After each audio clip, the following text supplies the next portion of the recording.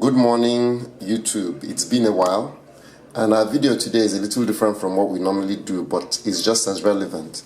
So let me give you an idea of perspective. Look at the height of the box. Okay, as you can see, it's pretty high. It's about let me see. It's about 2 feet high. Okay, and as you can see, the battery that is in there is almost to the top of the battery, so the battery is a little under 2 feet high. Now this battery are the US battery L16. They are 6 volt 360 amp hour at the 20-hour rate. Okay, when you look at your batteries, they have some people use the 100-hour rate, but for the purposes of this demonstration, we're only going to talk about the 20-hour rate. So I put these batteries in last week. They belong to a customer. They wouldn't be using it on solar. They'll be using it as backup, and they would not take them through the rigors at the outset. So we decided to discharge them before we put them, install them for the customer, and they start to use them as backup. Now, something I found out about batteries, or something I've actually forgotten about these batteries, is when you initially install them, it takes a while for them to reach any reasonable capacity.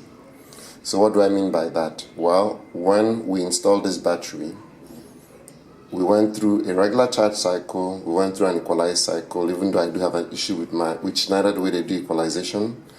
By the next morning, the low battery alarm went off. We did not have the fridge on. All we had on was the freezer and the fan. That kind of panicked me. And then the next day, the same thing. And then as we started to charge and discharge the battery, the incidence of the low battery alarm started to reduce. So if you read the manuals that come with these batteries, or if you listen to what they tell you, Trojan says you could take up to 100 charges before you get full capacity out of these batteries.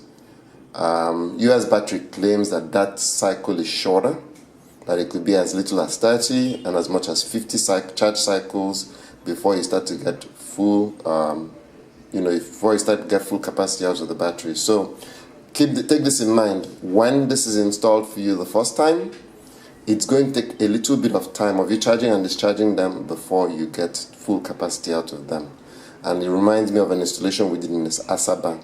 And the customer was called, the first night they called, the batteries were fully charged, the alarm came on and the system powered down. And then that happened for about a week. And then now they think they're managing it better, even though they're engaging in the same behaviors, but the inverter no longer powers down at night.